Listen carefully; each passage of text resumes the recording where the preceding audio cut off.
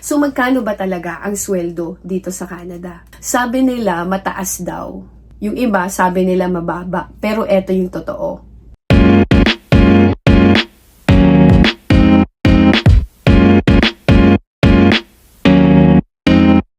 Hi everyone! Welcome back to another video. If you guys are new, ako po si Arlene. And dito sa channel na to, I share a little bit about yung mga travels ko and also talk about yung mga realidad sa buhay nating mga Filipinos abroad. So if you guys are interested sa mga ganitong klaseng topics or videos, then please don't forget to subscribe and let me know sa comment section kung ano yung mga videos na gusto niyo pang makita in the future. So ayan, for today's video, pag-usapan natin kung magkano nga ba talaga ang sweldo dito sa Canada. So whether curious ka or nag-iisip ka na gusto mong lumipat dito sa Canada, then this video is for you. Pero disclaimer lang na lahat ng mga figures na ibibigay ko sa inyo today, syempre nag-research ako sa website ng Statistics Canada at saka mga other sources online na din.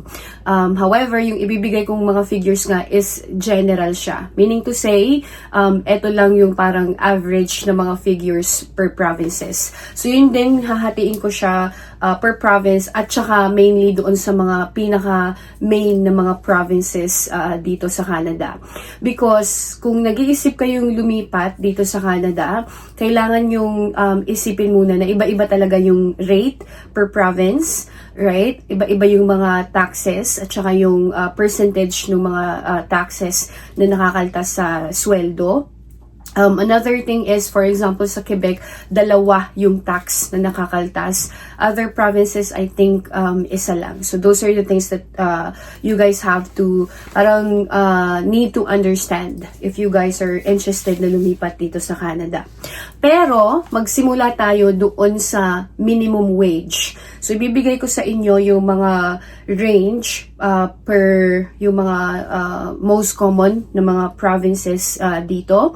Disclaimer lang na pag sinabi kong minimum wage, hindi ibig sabihin na ito yung final na sweldo per province. Ito lang yung pinaka-minimum na pwede kang mag-start kasi regulated ng gobyerno yung salary. Meaning to say, hindi dapat mas mababa sa minimum wage yung starting salary ng mga tao. So, ganun siya. Okay.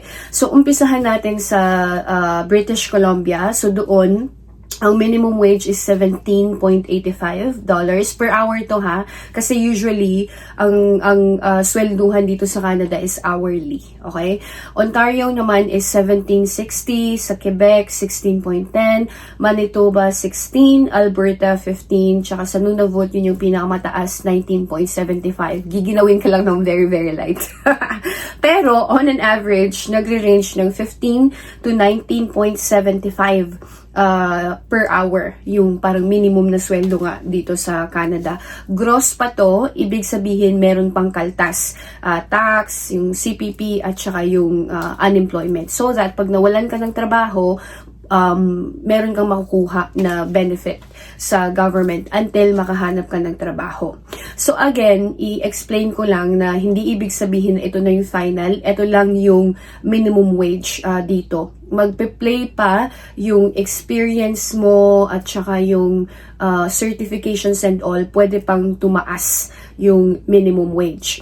Another thing is, and I'm pretty sure the same siya sa mga ibang bansa, merong mga annual reviews or quarterly reviews yung mga company. It depends, right? Yung iba, after 3 months, pwede ka nang ma-increasean. Yung iba, after 6 months. But yung pinaka-common is after 1 year. So, pag once na naka-reach ka na ng another year, i-review nung kumpanya yung performance mo. And based sa performance mo, at qualifications mo, magkakaroon ka ng salary increase. So, eto, hindi na siya regulated ng company, meaning to say, magde-decide na, regulated ng government, I mean.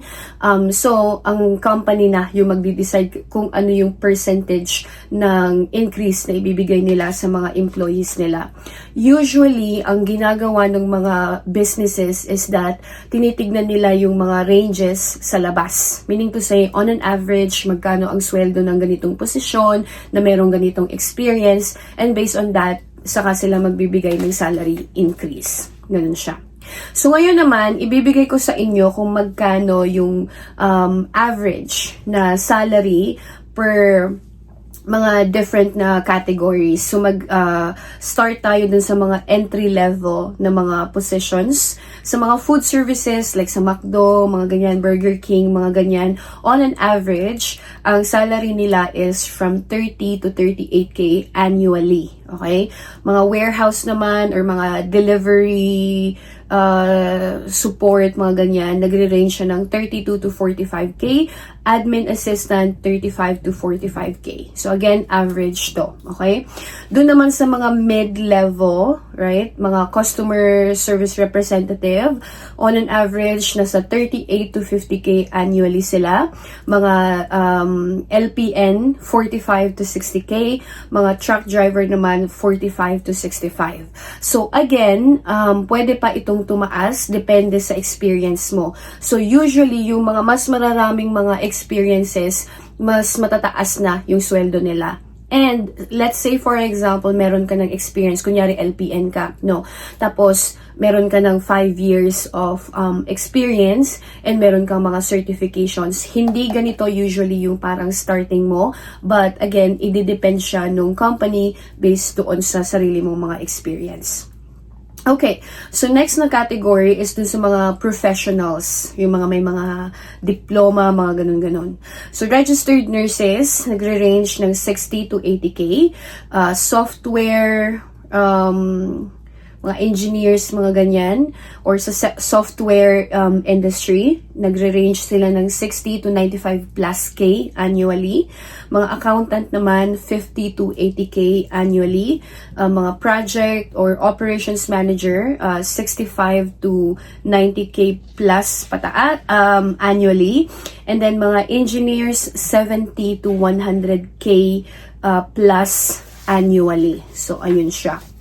Now, dun sa mga typical na average salaries per province, so meaning to say, ito lang yung pinaka-average na salary.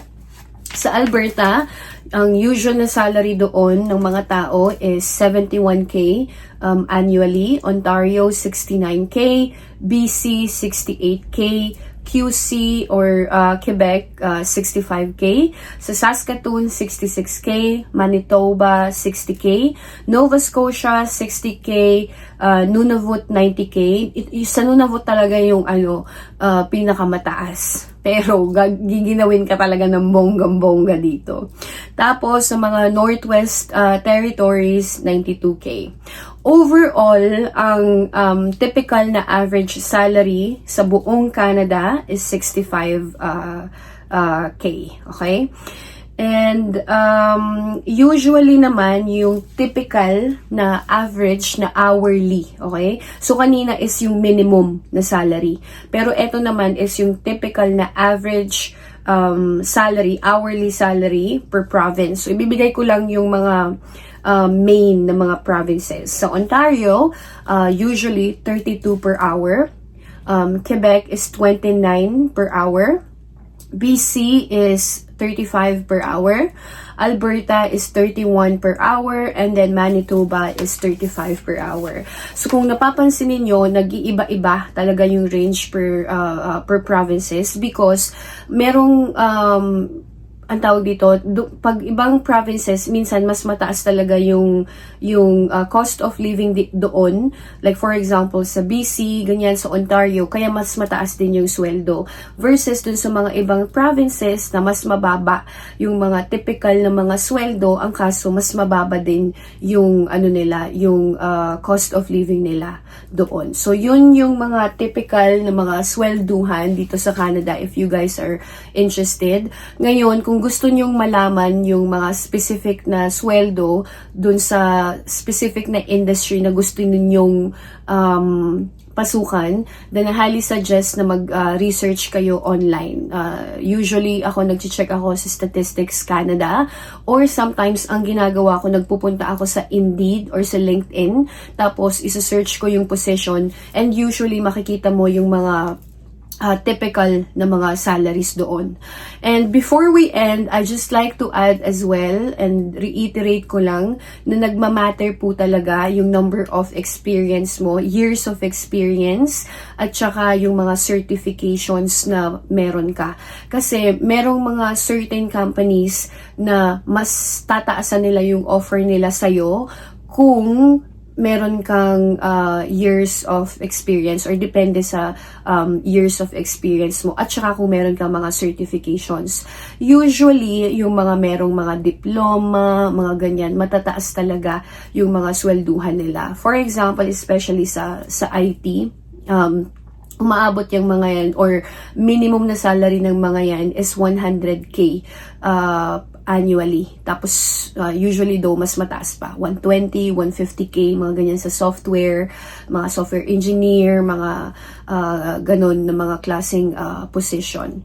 Yun siya. Tapos, meron ding mga certain positions na hindi pa kasama yung bonus doon sa actual na salary mo. So, mga sales, mga ganyan, mataas mag-bonus yung mga yan. Pag yung mga nakikita ko sa Indeed o kaya sa LinkedIn, pag i-add mo yung bonus, and of course, ito is kailangan meron ka ng years of experiences, pwede kang tumaas ng 120, 150, mga ganyan. So, senior level na mga positions. But obviously, kung wala kang experience, kailangan mo talagang mag-umpisa doon sa entry level or doon sa minimum wage. For example, sa akin, nung bago lang kami dito sa Canada, nag-umpisa talaga ako sa minimum wage doon. Parang na-increasean na lang siya ng na-increasean nung nag-add yung years of experience ko. And one tip na gusto kong ibigay sa inyo kung nandito na kayo sa Canada, tapos parang nag-iisip kayo, paano kaya ma-increasean pa yung sweldo ko, but then I want to stay doon sa same na industry kung nasaan ako. So, typically, ang suggestion ng mga recruiters is that kailangan mo talagang hanap or mag-switch ng companies at least every 2 years. Bakit? Kasi, pag once nalalabas ka and maganda yung years of experience mo and yung mga skill sets na meron ka, pwedeng mas mataas yung makuha mo versus dun sa mga annual reviews na pwede mong makuha. Or salary increases sa annual reviews na pwede mong makuha doon sa current na companies mo. Unless na lang na mataas ang bigayan doon sa company na pinagtatrabahuhan mo, pwede rin na tumagal ka. Pero typically, ang suggestion talaga nila or ang general na suggestion is that every 2 to 3 years, kailangan mong magpalit ng company kasi mas tumataas yung yung worth mo. So, yun siya. Another thing that I suggest, kung gusto mong mas tumaas pa yung sweldo mo, apart from, of course, gaining yung experience mo, is to really get yung mga certifications. Mga ganyan. Kasi yun yung mga labanan ngayon yung mga certifications talaga. For example, nasa IT industry ka, ang pwede mong gawin is that magtingin ka ng mga job posting online and ano yung mga skills na hinahanap nila doon or mga certifications, and then mag-take ka ng course kasi pwede mong i-add yun doon sa portfolio mo. Tapos pag once na nag-apply ka and meron silang nakitang certification mo, pwede kang mag-negotiate sa kanila for a higher salary, or usually mas mataas na yung mga offers na pwede nilang ibigay sa'yo. So that's one thing na importante dito sa Canada. Another thing that you have to consider dito sa Canada is yung taxes, 'di ba? So, I think lahat naman na bansa merong merong tax na kailangan mong bayaran, but depende sa province din kung nasaan ka, nagkakaiba-iba yung mga percentage nung taxes. For example, dito sa Quebec, kung nasaan ako ngayon, medyo mataas because dalawa. Meron kaming federal at saka provincial na tax na binabayaran. Meaning to say, dalawa din yung kaltas pag once na swelduhan na, dalawang tax. Whereas sa Ontario, sa BC, isa lang yung tax na binabayaran nila. Ang benefit lang dito sa Quebec, since dalawa yung tax na binabayaran namin, is that pag once na nag-retire ka na, dalawa din yung marireceive mo na parang support from government. Isa galing sa federal, tapos isa galing sa provincial. So yun siya. Ang maganda lang dito sa Canada is kahit na mataas yung tax na binabayaran mo, nararamdaman mo siya. Yung tipong pupunta ka sa ospital, lalabas ka na wala kang binayaran at all, right? Dun sa iba mahal, 'di ba? Ibang mga bansa, like for example sa Pilipinas. Pangalawa, yun nga, pag nawalan ka ng trabaho, meron kang benefit or benefit na makukuha sa government for I think maximum 1 year. Same thing, pag once na mag-maternity leave or paternity leave, meron din nare-receive from the government na galing din naman sa mga taxes na binayaran mo. So, ganon siya. And, I think nabigay ko lahat sa inyo yung details. Again, yun po yung average. Pwede pang tumaas yung mga sweldo na yun. For example, for me, nandito na ako sa industry kung nasaan ako sa work ko ng almost 15 years. So, kung ano yung nakalagay dito or dun sa mga figures na binigay ko, mas mataas pa talaga. Kasi importante yung years of experience. Masyadong nakatingin yung mga businesses dito sa years of experiences at saka sa skill set mo and ibibase nila yung sweldo mo doon. So, yun lang. Feeling ko medyo paulit-ulit na naman ako. Yun talaga yung sakit ko. But thank you so much guys for joining me. Pag meron kayong mga questions, don't hesitate to let me know sa comment section and itatry kong mag-reply. Kung curious naman kayo kung magkano ang cost of living dito sa Canada, abangan ninyo kasi yun yung next na video natin. Kaya don't forget to subscribe pag hindi pa kayo nagsusubscribe. And I'll see you dun sa next na video natin. Bye!